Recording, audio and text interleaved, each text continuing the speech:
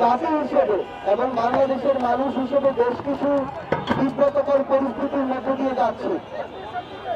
আজকে নারী দিবস, কিন্তু সবচেয়ে কষ্টের কথা হচ্ছে আমাদের এই পরিবেশ পরিস্থিতিতে আমাদের একজন বোন, একজন মা, একজন নারী যতটুকু তাদের জায়গা থেকে সেফ ফিল করার কথা এই মুহূর্তে ততটুকু এই রাষ্ট্র, এই সরকার নিশ্চিত করতে পারছে না।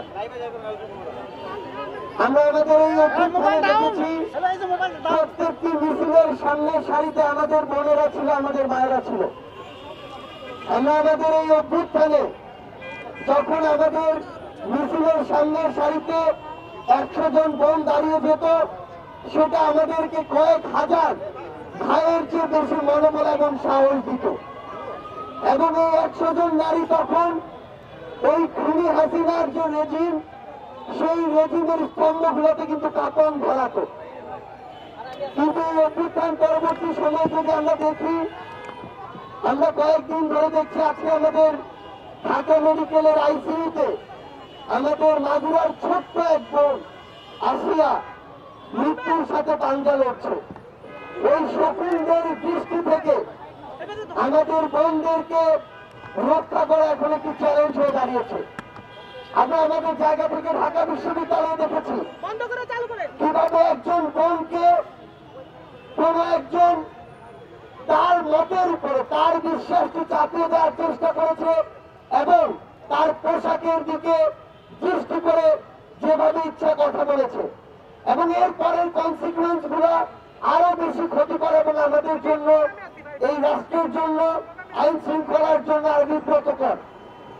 আমরা ঘন্টার পর ঘন্টা এসে থানায় দাঁড়িয়ে থাকি, আমরা আইন শৃঙ্খলা রক্ষাকারী বাহিনীকে যদি বাধ্য করি, আমরা যদি একদিনের মধ্যে জামিন দিতে বাধ্য করি, এই সামগ্রিক প্রক্রিয়াগুলো একটি রাষ্ট্র সঠিকভাবে চলার জন্য অনেক বড় একটি বাধা হয়ে দাঁড়ায়। আমরা একটি জিনিস স্পষ্ট করে আমাদের পার্টির পক্ষ থেকে বলি, রাষ্ট্র এক জিনিস, ধর্ম আরেক জিনিস। রাষ্ট্রকে সকল ধর্মকে ধারণ করতে হয়, সকল চিন্তাধারার মানুষকে ধারণ করতে হয়। এখানে নির্দিষ্ট একটি ধর্মের মানুষ তার যে বিশ্বাস, তার রীতিনীতি, তার প্রথাগুলো চাইলেই আরেকটি মানুষ যিনি অন্য ধর্ম বিশ্বাসী তাকে চাপিয়ে দিতে পারে না। আরেকজন মানুষ যিনি কোনো ধর্মেই বিশ্বাসী না তাকেও চাপিয়ে দিতে পারে না।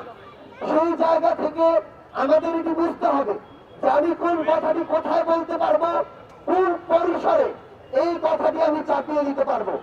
রাষ্ট্রকে আমাদের ঘর মনে করলে চলবে না, রাষ্ট্রকে আমাদের নির্দিষ্ট একটি গণ্ডি মনে করলে চলবে না। আমরা আমাদের জায়গা থেকে, আমাদের পার্টির পক্ষ থেকে স্পষ্ট করে একটি অবস্থান জানাই, শুধুমাত্র এই সামাজিক জনপরিসরে নয়, বরং আমরা সোশ্যাল মিডিয়ায় দেখছি আমাদের রাজপথে আমাদের বোনেরা যখন সামনের সারিতে দাঁড়িয়ে থেকে লড়াই করেছে, তখন তাদেরকে কেউ ওইভাবে কথা বলতে পারেনি। তখন বরং বিভিন্ন জায়গা থেকে আমরা সমর্থন দেখেছি। কিন্তু সেই বোনেরাই যখন আমাদের রাজনীতির মাঠে আসছে, বিভিন্ন পার্টি যেমন আমাদের পার্টিতে যোগদান করছে, তখন আমাদের এই বোনদেরকে স্পেসিফিক টার্গেট করা হচ্ছে। আমাদের এই বোনদেরকে নিয়ে অনেক মিথ্যা প্রোপাগান্ডা ছড়ানো হচ্ছে, অপপ্রচার করা হচ্ছে। সবচেয়ে বড় কথা হচ্ছে আমাদের এই বোনেরা, এই বাংলাদেশের অর্ধেক নারী, কখনো এমন নয় যে যখন প্রয়োজন আমি ব্যবহার করব আর যখন মনে করব তখন তাদেরকে নিয়ে অপপ্রচার চালাবো।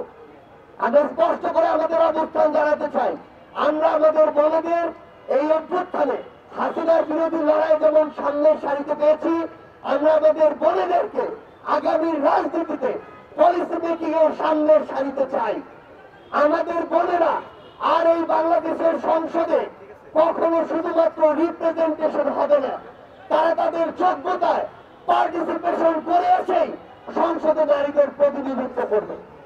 আমরা স্পষ্ট করে আমাদের পার্টির পক্ষ থেকে বলতে চাই, আইন শৃঙ্খলা রক্ষাকারী বাহিনীকে, সংশ্লিষ্ট মন্ত্রণালয়গুলোকে এবং এই অন্তর্বর্তীকালীন সরকারকে পুরো বাংলাদেশের প্রত্যেকটি জায়গায়, জনপরিসর থেকে সোশ্যাল মিডিয়ায় আমাদের বোনেদের সেফটি এবং সিকিউরিটি নিশ্চিত করতে হবে। কেউ যেন তার ব্যক্তিগত বিশ্বাস কোনদিন একটি সমাজের সমাজের গুরুত্বপূর্ণ একটি অংশ কিংবা আমাদের নারীদের উপরে চাপিয়ে না দিতে পারে। এই নিরাপত্তা আমাদের নিশ্চিত করতে হবে। আর্থ সামাজিক প্রেক্ষাপট বুঝতে হবে।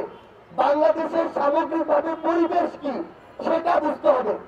এগুলোর বাইরে গিয়ে কেউ যদি কোনো ধরনের মদ কালচারকে ব্যবহার করে বিন্দুমাত্র আমাদের বোনদের দিকে দৃষ্টি দেওয়ার চেষ্টা করে কিংবা তাদের সিকিউরিটি বিঘ্নিত করার চেষ্টা করে, তাহলে আমাদের এই আইন শৃঙ্খলা রক্ষাকারী বাহিনী এবং সংশ্লিষ্ট মন্ত্রণালয়গুলো ব্যর্থ বলে প্রমাণিত হবে।